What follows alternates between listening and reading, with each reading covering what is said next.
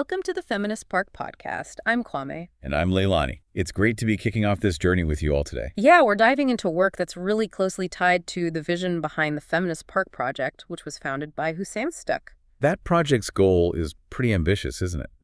Imagining these truly equitable public spaces, starting with the idea for an intersectional feminist park right here in Berlin. Exactly. And this podcast, well, it's kind of an extension of that. We're going to be digging into the academic research that, supports and informs that kind of vision. We'll be taking these dense, sometimes quite academic papers and really pulling out the core and insights. And looking at them through specific lenses, things like environmental justice, intersectionality, anti-colonial thought, queer theory. All the stuff that helps us think critically about space. We're actually starting with some background research that Hussein came across early on. And it highlighted something, well, frankly, quite jarring. That the benefits we think we all get from urban green spaces, parks and squares and things like physical and mental well-being, they're often deeply gendered. Meaning women and also gender-diverse people, they just don't get the same access or experience those benefits in the same way men do. Right. Less equitable access, fewer benefits. It seems almost counterintuitive, doesn't it? A park is just a park, open to everyone. Okay, let's unpack this. Today, we're embarking on a fascinating and, I think, incredibly important deep dive. We're looking into the very fabric of our urban landscapes. We're going to explore how cities are built, who they're built for, and, maybe most crucially, who they aren't built for. Right, the unseen side of things. Exactly. Our mission for this deep dive is to truly understand the profound, often invisible impact of urban planning on social justice. And as we peel back these layers, we'll uncover what it genuinely means to design for liberation, maybe even, inspire us to imagine radical new spaces like a feminist park. Indeed. It's a topic that might seem a bit academic, maybe abstract, but it really touches every single one of us in our daily lives. Totally. We'll be drawing insights from a pretty comprehensive collection of academic work, specifically a foundational handbook of urban studies. What's truly illuminating in this body of work is how seemingly neutral physical spaces, the streets we walk, the parks we visit, the buildings we live and work in, are actually deeply embedded with social meaning. And power dynamics. These dynamics often go unnoticed unless you're intentionally looking, but their effects are, well, very real. It's remarkably easy to walk through a city or drive through it and just take its layout for granted. It just is. Yeah, we just accept it. We rarely stop to ask why a park is located exactly where it is, or why some neighborhoods feel bustling and welcoming while others feel, isolated or even unwelcoming. But when we start to question the intentions, both the obvious ones and the subtle ones behind those designs, a whole new perspective opens up. Our sources powerfully argue that urban spaces are far from neutral. They are shaped by, and in turn shape, social processes, power dynamics, and these persistent inequalities. Right. It's a feedback loop. It really is. And often this results in unintended, or sometimes, let's be honest, very much intended detrimental consequences, especially for marginalized groups. It's almost as if the very sidewalks are whispering stories of who belongs and who doesn't. That's a powerful way to put it. And it raises a really important question for all of us, for you listening.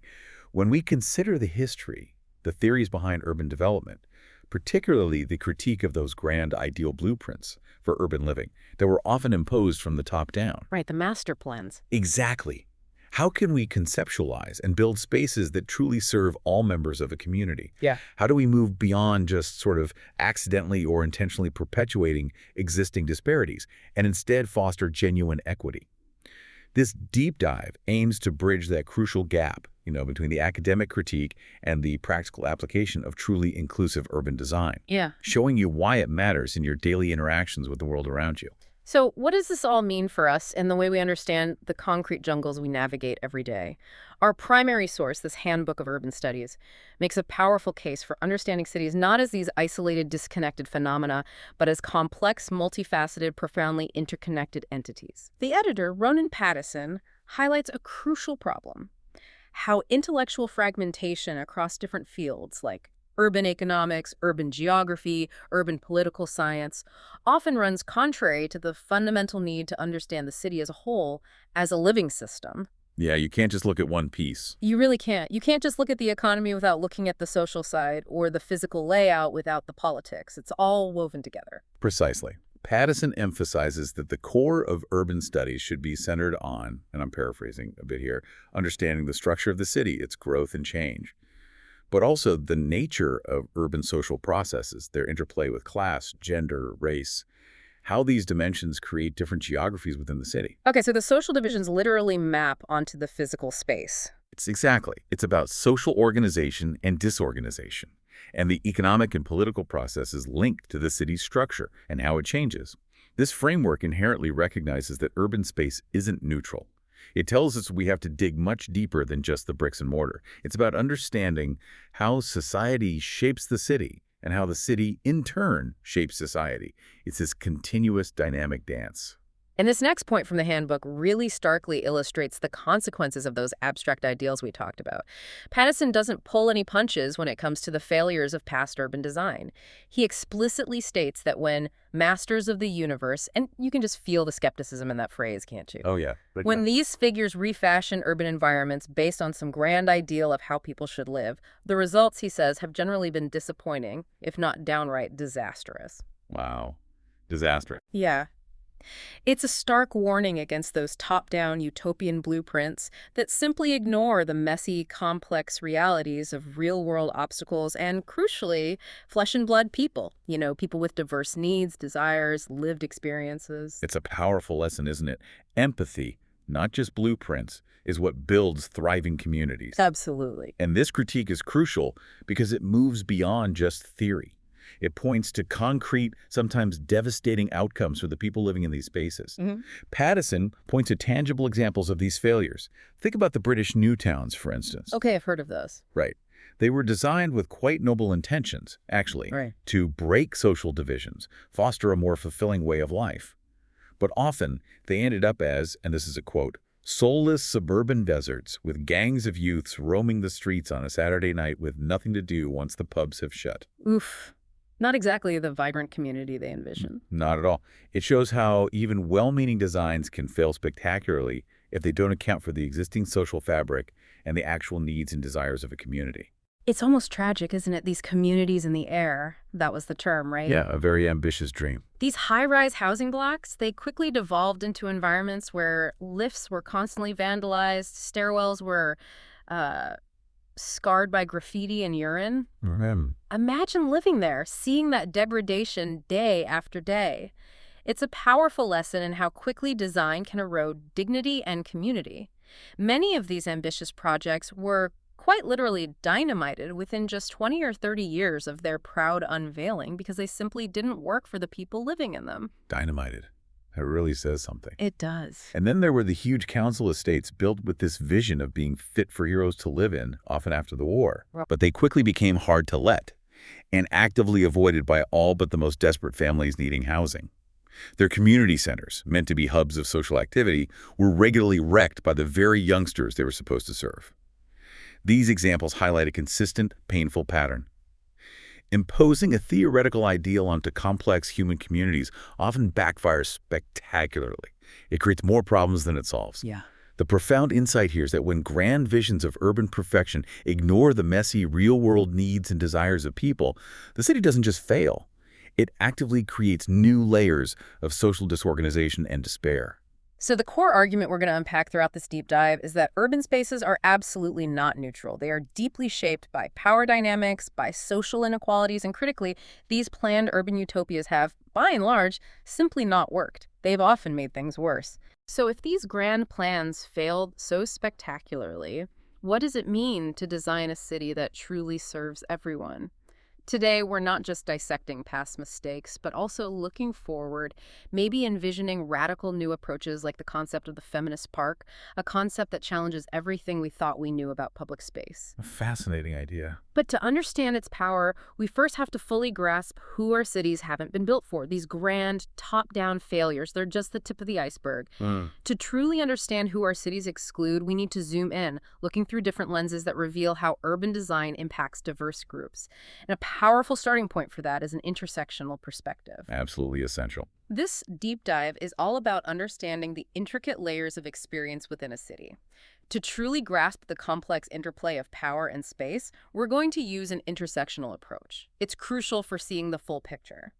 As Linda McDowell notes in her chapter, Women, Men's Cities, it means recognizing that, quote, it is difficult to separate injustices based on gender from those of class, race or ethnicity, age, sexual preference, and so on. Right, they all intersect. Exactly. It's about seeing how multiple social divisions don't just exist side by side, but they cross-cut, they intercept, they position people in incredibly complex ways within the urban fabric. They create unique challenges, unique opportunities. It's like a mosaic where each tile influences the ones around it.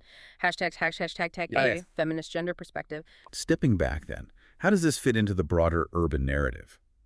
McDowell highlights that urban policies must aim for a more socially just society by actively reducing gender inequalities. But importantly, not just looking at gender in isolation, it has to be part of a broader systemic effort to close the increasing gulf between the powerful and the powerless, the haves and the have-nots in contemporary cities. There's not just one issue. Exactly.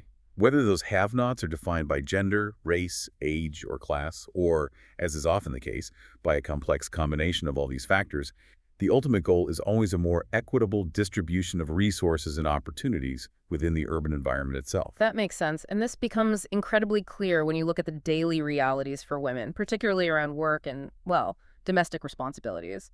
The global shift to a service sector economy, sometimes called the feminization of the economy, has seen many women enter waged labor, sometimes even becoming the sole household earners, as McDowell outlines. A huge shift. But here's the kicker. For many dual-earning households, especially the less affluent ones, women's entry into the labor market hasn't necessarily meant liberation. It's actually led to a profound intensification of their overall workload. The double burden, or triple. Well, they are, in essence, doing at least 3 jobs, too, in the labor market and the domestic labor. Think about that immense burden. It's not just working 9 to 5, it's managing childcare, maybe elder care, household chores, all the logistics of a family, all while navigating an urban environment that might not be designed for that juggling act. Exactly.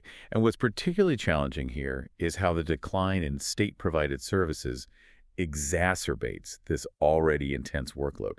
McDowell points out some pretty devastating examples. Things like the withdrawal of school meals for kids, the reduction of home helps for elderly dependents, and just inadequate or expensive public transport. Things that used to provide a safety net. Precisely. Because women predominantly undertake not only the domestic labor and care, but also, and this is key, all the organization and transport required to patch together the range of services used by their families, but widely distributed across the urban area. So the physical layout of the city matters hugely here. Immensely. Urban design that assumes easily accessible, easy to navigate public services places an undue burden squarely on women's shoulders. If a city isn't designed with these realities in mind, if bus routes are inconvenient or childcare is unaffordable and miles away, it effectively penalizes women for fulfilling essential caregiving roles. It makes their lives incredibly complex and exhausting. And let's not forget the deeply troubling moral panic around single mothers that gripped public discourse, particularly in the UK and US, in the early 1990s. It reached such a fever pitch that commentators like Charles Murray even absurdly blamed inner-city decline and urban crime on single mothers, inadequately socializing the type of wild young men, as McDowell highlights. Wow. Blaming the victims, essentially. Right. Totally. It's a classic example of this deeply embedded tendency to blame marginalized groups for systemic failures in urban environments rather than addressing the root structural issues. It completely ignores the fact that many single mothers would actually prefer to be employed, but their earning capacity simply doesn't cover the prohibitive cost of childcare. It traps them in a cycle of poverty, not by choice, but by circumstance. The urban structure itself creates the trap. Which raises another important question. How do cities address the very real issues of safety and the perception of safety for women, particularly in public spaces? While city streets are, quote, too often places of insecurity and fear for women, and for others too, whose appearance might distinguish them from the norm, like gay men, people of color, homeless individuals. Yeah, a constant vigilance. Right. But there's also this significant, though perhaps less visible, strand of feminist research that celebrates the city's significance for women seeking independence. Think about those involved in historical movements like suffrage, or for lesbians seeking community and identity away from traditional, often restrictive domestic structures. So it's complex. It reveals a complex, dual relationship with urban space. It can be a site of both potential danger and profound liberation. It's absolutely a duality, isn't it? The city can be a place of both profound fear and immense delight or escape. Think about it. Traditional narratives, especially pervasive ones like detective fiction, often portray this clear, rigid distinction. You have the masculine public world of the streets. The gritty detective. Exactly, versus the feminine private world of the home. The male detective in these stories is often shown as unencumbered by the ties of domesticity, this lone wolf navigating the urban underworld. Free to roam. Right. And this narrative design, even in fiction, subtly reinforces and perhaps even normalizes these gendered spatial divisions. It makes us unconsciously accept these boundaries in real life. It's a powerful cultural script about who belongs where. Hashtag B, queer theory perspective. Tying into that idea of the city as a space of both fear and escape, the handbook touches on how marginalized groups find, or maybe more powerfully, create their own spaces when the dominant urban design actively excludes them. Carving out niches. Yeah. Ronan Paddison notes that with the erosion of stable collective identities, the old ways people found belonging, maybe through work or traditional communities, new identities have formed around sexual preference in demanding a fairer city. Interesting. So identity formation becomes political in the urban context. Exactly. The very act of existing and gathering becomes a political statement about urban rights and the right to belong, the right to take up space. What's truly illuminating here is the role of the urban crowd. It's not just a source of anonymity, which can certainly be a welcome relief for many who feel judged elsewhere. Yeah, you can disappear. Right. But, crucially, it's also a place where conventional boundaries might be transgressed and the familial lifestyle of the suburbs denied, as McDowell aptly puts it. There's a growing body of literature, primarily by and about gay men, and increasingly lesbians too, documenting the significance of urban bars and clubs in areas of gay residential gentrification and the establishment of an alternative sexual identity. So these aren't just places to hang out. Not at all. They aren't just entertainment venues or places to live. They are vital social infrastructure. They form the physical anchors of queer community. They offer places of refuge, connection, self-affirmation that are often totally absent elsewhere in the city. So these specific locations, these bars, clubs, neighborhoods, they're critical sites for community building, for collective organizing, for the authentic expression of identity. They actively challenge that heteronormative urban design we just talked about. They push back. Yeah.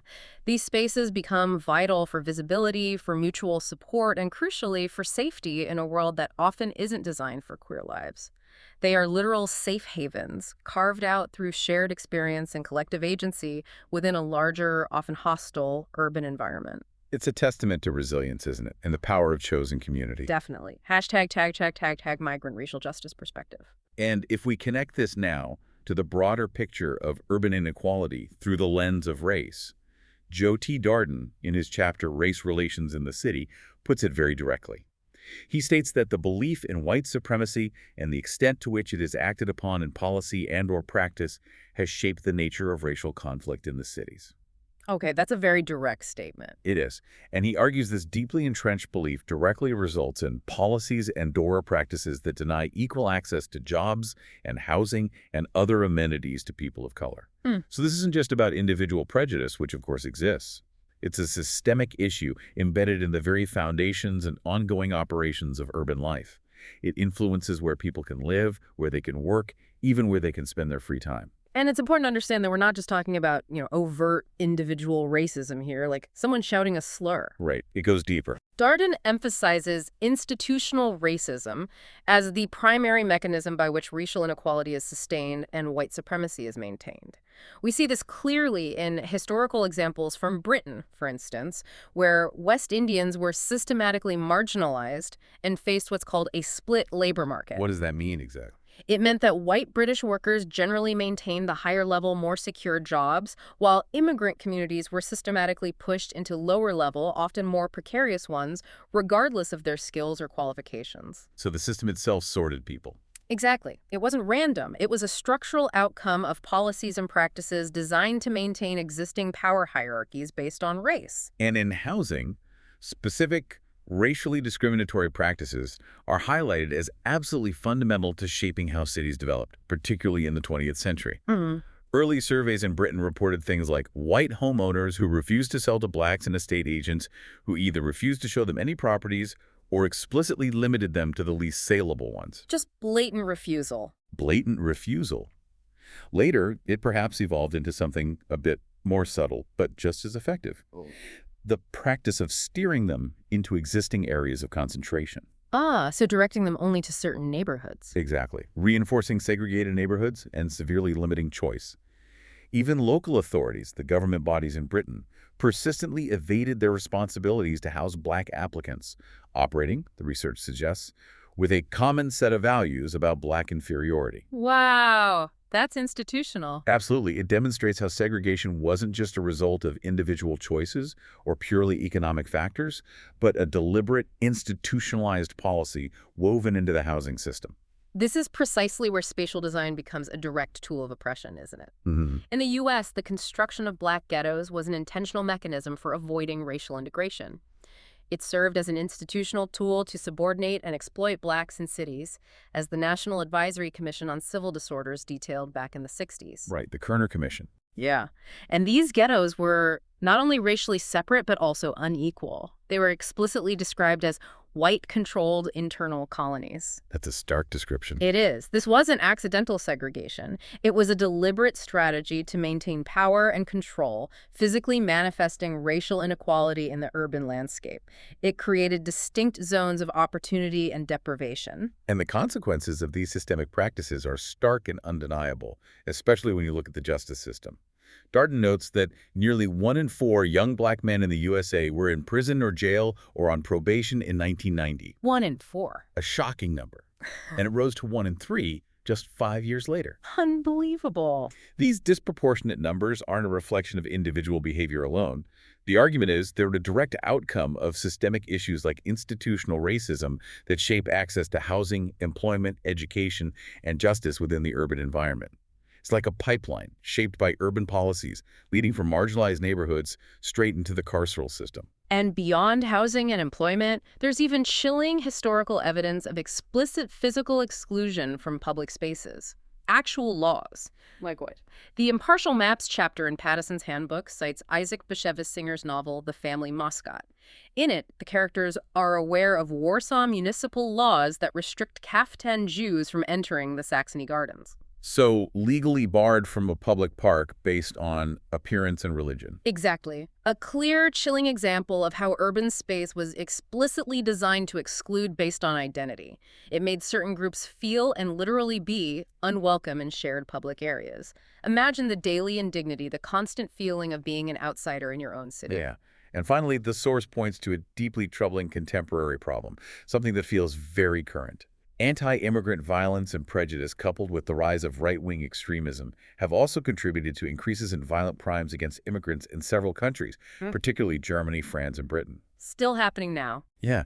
This underscores how racial tensions aren't just abstract social phenomena. They manifest as direct physical threats and insecurities within urban environments, making certain city spaces dangerous for those perceived as outsiders. It's a painful reminder that even today, the urban landscape can be a battleground for belonging. #D, class socioeconomic perspective. Now, when we shift the lens to look specifically at class and socioeconomic factors, Chris Hamnett explains something really interesting. He says the city's social diversity, which you might think would be celebrated. Yeah, a source of richness. Right. Instead, it has often been imagined as potentially the cause of social disorganization. This perceived threat, this fear of mixing, led to the emergence of what he calls sorting devices. Sorting devices. Yeah, particularly different forms of segregation based on class. So cities become differentiated, usually stratified, resulting in the spatial sorting of the urban population. So the city's layout actively separates people by income or class. Pretty much. It entrenches existing social hierarchies and divides populations along economic lines, creating those rich neighborhoods and poor neighborhoods. And this isn't a new phenomenon by any means. Victorian London, for example, was increasingly segregated. Social observer Charles Booth noted back in 1892 that, and this is fascinating, the population is found to be poorer, ring by ring, as the center is approached, while at its center there exists an impenetrable mass of poverty. Like concentric circles of wealth. Exactly. This historical context shows how concerns about urban degeneration and the dangerous classes have really deep roots. They led to a deliberate spatial separation of the rich and poor, There's even a report from Boston in 1846 that eerily noted this could lead to a situation where the separation of the rich and poor is so complete that the former are almost afraid to visit the quarters most thickly peopled by the latter. Wow. Fear between neighborhoods, a stark picture of social and physical divide. Truly. What's also fascinating here, shifting to more contemporary theory, is the concept of social polarization. You hear that term quite a bit. Saskia Sassen argues that global cities, these major hubs like New York, London, Tokyo, experience an absolute growth of the occupational and income distribution at both the top and the bottom ends, combined with an absolute decline in the middle. The hollowing out of the middle class. Exactly. It's not just growing inequality, it's the shrinking middle, creating an hourglass society. And this trend, she argues, is often linked to the growth of the immigrant labor force, who often fill the low-skill, low-pay service jobs created by these global city dynamics, further entrenching economic divides. Okay, but it's important to add some nuance here, right? It's not the same everywhere. That's a great point. Hammett points out that while New York and Los Angeles might indeed fit this model of stark social polarization quite well, research on other major cities, like the Randstad area in Holland or Paris or London, actually suggests that these cities have not experienced occupational polarization in the same way. Instead, they've seen more of an upward socioeconomic shift overall, but with still widening income gaps. So, more high-end jobs, maybe fewer middle jobs, but not necessarily a huge growth at the very bottom in the same way. Something like that. It highlights how complex and varied these dynamics are across different global cities. A single theory doesn't always apply universally. Local contexts, national policies, they all matter immensely. And housing policy, again, plays a huge, often unseen role in perpetuating inequality and locking in these class divisions. Definitely. Ray Forrest and Peter Williams discuss how, in post-socialist cities, the housing privileges that were given to the nomenclatura, basically the elite officials and party members, Right, the insiders. those privileges meant that when housing was privatized, the opportunities to buy have also benefited disproportionately those same groups. So they got first dibs for the best deals. Essentially, yes. They give the stark example of Novosibirsk in Russia, where the percentage of privatized dwellings in the top housing group was 44% compared to a mere 2% in the bottom group. That's a massive difference. Shows how system changes can just reinforce old hierarchies. And this uneven benefit is mirrored, though maybe in different forms, in capitalist systems too. For instance, in the UK's right-to-buy scheme in the 1980s, those who bought well-built state-owned houses at generous discounts gained significantly. Their property values often shot up. A path to wealth for some. For some, yes. But in stark contrast, those who bought lower value, often lower quality apartments, later bought much less desirable dwellings in a more volatile and less certain housing market. This often led to financial precarity, sometimes even negative equity where they owed more than the property was worth. So it creates this deeply unfair cycle where housing becomes a mechanism for wealth accumulation for some, while becoming a trap or a source of debt for others, often based simply on when and what they could buy. Precise. And it's not just housing and formal employment that reflect these class disparities. We also need to look at the informal economy. The under-the-table work. Yeah. Colin Williams and Jan Windebank discuss urban informal economies. They reveal that informal employment isn't just a simple survival strategy for the marginalized, which is how we often think of it. Right, like someone doing odd jobs to get by. Yeah. Instead, they argue it's a heterogeneous informal labor market with a hierarchy of its own, which reproduces the socio-spatial divisions prevalent in the urban formal labor market. Wow. So even the informal economy have a class structure. Apparently so. They find that those with higher formal incomes tend to earn more per hour informally as well, reinforcing existing inequalities even in the underground economy. It's like a parallel universe of work, but with the same basic class structures. That's fascinating. And furthermore, they find that deprived urban areas in advanced economies often have relatively low levels of informal employment overall. And informal work that does exist there tends to be mostly of the exploitative variety, things like insecure contract claying or unlicensed taxi driving. Why is that? Well, the argument is that the population in these areas often lacks the essential skills, tools, materials, and maybe most importantly, the social networks needed for better, more lucrative informal work. Plus, they frequently fear reporting exploitation to authorities because of their precarious status, maybe immigration status, or fear of losing benefits. So they get trapped in low-wage, high-risk informal labor, It's this hidden layer of urban struggle. And here's where urban design directly, physically reinforces class divisions and exclusion. The chapter on post-Fordist city politics, which basically describes how cities shifted away from big factories to more service-based economies, highlights the privatization of formerly public spaces by high-income households to exclude undesirable populations. Who are the undesirables? The text mentions the poor, the homeless, young children, and teenagers. Wow. So excluding kids too. Apparently so in some contexts. Enclosed shopping malls are given as a prime example. Think about their design. Inwardly orientated with high enclosing walls, blank facades, distance from the public street. Yeah, they turn their backs on the street. Exactly. And inside, activities are often severely restricted. No loitering, no skateboarding, sometimes even rules about clothing. It's all aimed at attracting a specific clientele. So it's not accidental.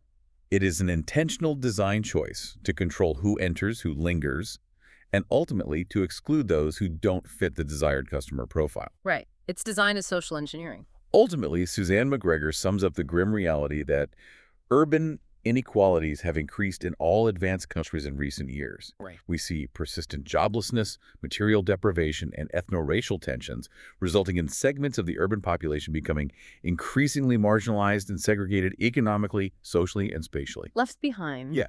The dual city concept, she notes, really captures this rise of two-speed societies where some flourish and others are left behind. And this reality is often most visible, most stark, in the large cities around the world. It's a powerful and pretty sobering picture of our contemporary urban landscape. #TAG, ableism, disability, justice perspective.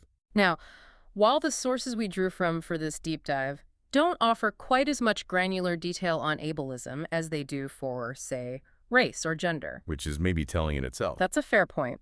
But there is a crucial mention that points to the broader, undeniable movement for inclusive urban spaces.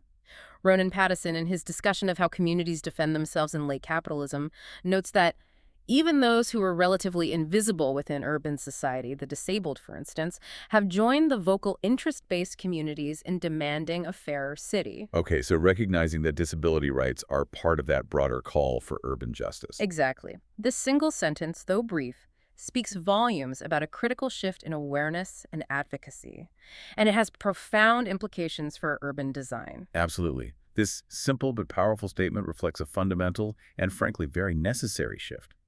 Historically, our cities were often built with a shocking disregard for accessibility, sometimes even actively creating barriers for people with disabilities. Think about simple, everyday things that maybe go unnoticed by many. Curbs without ramps, narrow doorways, public transport systems that completely exclude wheelchair users, or even just a lack of clear signage for those with visual impairments. Things you don't notice until you need them or someone you know needs them. Precisely. And this isn't just an inconvenience, it's a fundamental denial of the right to participate fully in public life. It leads to isolation, limited opportunities, dependency.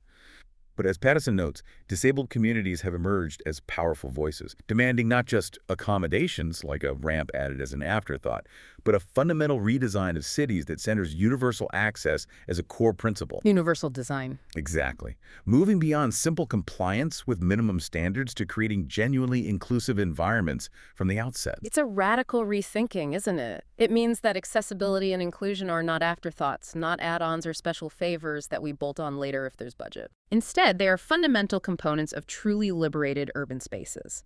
They're essential for ensuring everyone has the right to navigate, experience, and participate fully in city life. It's about designing cities where every single person feels not just accommodated, but truly welcome and able to thrive. It's about moving from seeing disability as an individual medical problem to seeing it as a social issue, where the problem isn't the person's impairment, but the environment that creates disabling barriers. That's a crucial distinction. The environment disables people. #tag connection to the feminist park. Okay, so we've dug into all these layers: gender, race, class, sexuality, disability. What does this deep dive into urban studies, with all its critiques of existing city structures, mean for something like the feminist park? Bringing it back to the core idea. Yeah, here's where it truly gets exciting, I think. All these insights we've unpacked, the historical failures, the ongoing injustices, the systemic exclusions, they collectively inform and powerfully validate the necessity and the transformative vision of such a space. Not just a nice idea, then. Not at all. It's a deeply informed, evidence-based response. to these documented problems we've been discussing. Right. So to start, the research clearly informs the design principles that a feminist park would address. Paddison's critique of those planned urban utopias that have not worked because they crashed into real-world obstacles and flesh-and-blood people, that directly validates the need for a design process that is meticulously grounded in diverse lived experiences rather than abstract top-down ideals. So the process matters as much as the outcome. Absolutely. This means a feminist park wouldn't just be designed for people, but critically with them, ensuring that the voices and needs of those who have been historically marginalized are right at the heart of its creation. Co-design. Exactly. The feminist park aims to actively overcome the very challenges that the feminist park aims to overcome that we've identified in these sources. Imagine designing a space that actively challenges that traditional, often oppressive distinction between the masculine public world of the streets and the feminine private world of the home that McDowell talked about. Flipping the script. Yeah. Instead of those soulless suburban landscapes, or the high-rises scarred by vandalism and neglect, it creates an environment where everyone, regardless of gender identity, feels not only safe but genuinely belongs, like a true extension of their home and community, but in public. How might that look physically? Well, maybe incorporating features like varied sightlines so there aren't hidden corners, ample and strategic lighting that feels welcoming, not like surveillance, diverse seating arrangements that encourage social interaction but also allow for solitude, really thinking about how people feel in the space, reducing feelings of vulnerability. Okay, that makes sense. And this deep dive explicitly validates the necessity of such a space, doesn't it?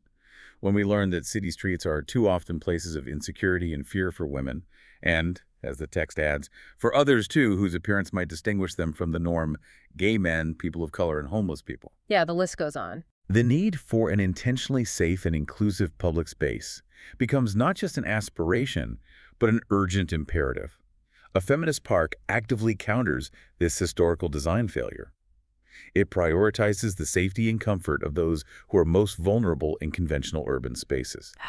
Perhaps through things like community-led safety initiatives or programming within the park, visible but maybe discrete safety measures, and crucially, design elements that foster a sense of collective ownership and mutual care. Eyes on the park, but in a community way. And think about that idea of confused space we mentioned earlier, identified by Oscar Newman and Alice Coleman in those modern designs like high-rise blocks, where nobody feels responsible and antisocial behavior thrives because there's no clear ownership or natural surveillance. Right, the ambiguous areas. A feminist park would be intentionally designed to foster a powerful sense of shared responsibility and deep community engagement. It could maybe draw inspiration from the unconscious process of cumulative growth, seen in older, evolved spatial forms like those beady ring settlements Hillier and Hansen studied, simple patterns where spaces naturally encourage interaction but apply them with conscious, inclusive principles. So learning from the past, but making it equitable. Exactly. It's about building a space that inherently encourages care and collective ownership, maybe through community gardens everyone tends, open-air performance areas, or flexible spaces that invite people to co-create activities and uses. Furthermore, this research provides a crucial theoretical and historical context for the feminist park's vision. The documented privatization of formerly public spaces to exclude undesirable populations through designs like those enclosed, inward-looking shopping malls. Yeah, the fortresses. That starkly contrasts with the feminist park's core mission. This park explicitly reclaims public space for radical inclusivity. It fundamentally rejects those exclusionary principles that shape inaccessibility based on religion, politics, class, race, gender, nationality, provincialism. It's like an act of architectural justice. That's a good way to put it. Ensuring free and open access for everyone, regardless of their background or identity. Yeah. It's deliberately pushing back against those exclusionary trends. What's fascinating here is how the feminist park could become a living, breathing example where the conflation of public and private happens in a profoundly positive way. Remember how Paddison mentioned Virginia Woolf's novels, where urban anonymity enables genuine human bonding, not just paranoia? A feminist park could be a design space that facilitates that, where people from all backgrounds, including LGBTQIA plus individuals, disabled people, those historically made invisible or actively excluded, can find a deep sense of belonging, where they can even express an alternative sexual identity without fear. What kind of design features support that? Maybe things like readily available, clearly marked gender-neutral restrooms, perhaps designated sensory-friendly zones for neurodivergent folks, spaces designed for quiet contemplation alongside active areas, flexible zones for diverse community gatherings, maybe even designated spots for protests or public expression. It's about accommodating the full spectrum of human need and identity.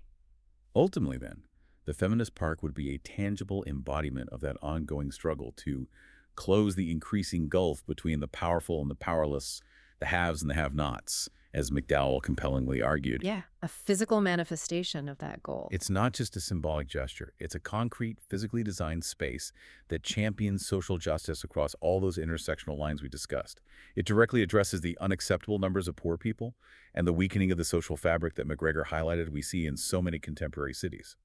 It represents a proactive, informed approach to building truly liberating urban environments, where design serves humanity in all its beautiful diversity. #, discussion points, call to action. Wow. Okay, this deep dive has truly unpacked how cities are so much more than just concrete and steel, aren't they? Definitely not just containers. No, they're living, breathing reflections of our societies, with all their complexities, their power dynamics, their persistent inequalities. We've seen how physical forms are much more than functional containers, but are actually important historical records, redolent of the cultures that have created them. Every brick, every street, every public park holds a story, if only we know how to read it. And if, as the theorist Ducerteau poetically suggested, urban space is like a palimpsest. You know those old parchment manuscripts where new text was written over erased old text, but you can still faintly see the layers beneath? I like that analogy. Our cities are these incredible living historical documents. Yeah. Every new building, every altered park is a new layer of writing. But the old stories, the old biases, the old power structures, they're still subtly visible underneath. So this raises an important question for you, our listener. What kind of new layers are we adding to our urban palimpsests when we intentionally design spaces for liberation and inclusion? When we actively challenge those old, inscribed biases? Exactly. How does an understanding of these historical and ongoing biases in urban design change the way you interact with the spaces around you? Do you start to notice the subtle cues, the things that indicate who a space was designed for and who it might unintentionally or maybe even intentionally exclude? Perhaps the harsh, uncomfortable benches designed to prevent lingering, or the complete lack of ramps that make a public building inaccessible, or maybe even just the type of shops or activities available in one area versus another. We really encourage you to observe your own urban environment critically. Next time you're out, walk through a local park, visit a shopping area, or simply pay attention to your own street. Ask yourself, who does this park, this plaza, this street seem designed for? Who might feel excluded or unsafe here? Who's missing from the picture, and why might that be? These small observations can unlock some really profound insights about where you live. So what does this all mean for you personally in your community? Consider how you might advocate for or even contribute to creating more inclusive spaces right where you live. This isn't just about grand multi-million-dollar projects, though those matter too. It's about shifting our collective perception of shared spaces. It's about pushing for changes in small ways, or even simply starting conversations with neighbors, with local officials about who truly belongs everywhere in our cities. What small changes could make a big difference in making public spaces truly accessible and genuinely welcoming for everyone? It might be as simple as advocating for better street lighting on a particular block, or organizing a community cleanup that brings diverse neighbors together in a shared activity, or supporting local businesses owned by people from marginalized groups. The challenge, and it's a big one, but also the immense opportunity, is to move beyond simply building cities, beyond just putting up structures. Yeah. It's about consciously designing for collective well-being and genuine liberation for all who inhabit these complex, challenging, but potentially wonderful urban spaces. This knowledge is a tool, really. A tool for seeing your city differently, and potentially for helping to change it. It's been a really insightful deep dive, I think. This document provides such a vital framework, especially for projects like the Feminist Park Project that are trying to build something fundamentally different. It shows just how interlinked urban design and social justice are. It really does. But it also shows the scale of the challenge, right? It requires sustained effort, real commitment, and a genuine willingness to shift power dynamics in how cities get made and managed. Definitely. It makes you think about how we ensure those voices, the ones that have been excluded, are actually heard and centered. There's another quote from Sarah Ahmed in the Handbook that feels relevant here. Go on. She says, "If you have to shout to be heard, You are heard as shouting. That's powerful. It makes you ponder, doesn't it? How can the design of public space itself work differently? How can it amplify the voices of those who've been historically silenced, ensuring their needs are met without them having to shout just to be noticed? How can design itself listen? That's a really provocative thought to end on. A lot to think about. Indeed. Thanks for joining us for this deep dive.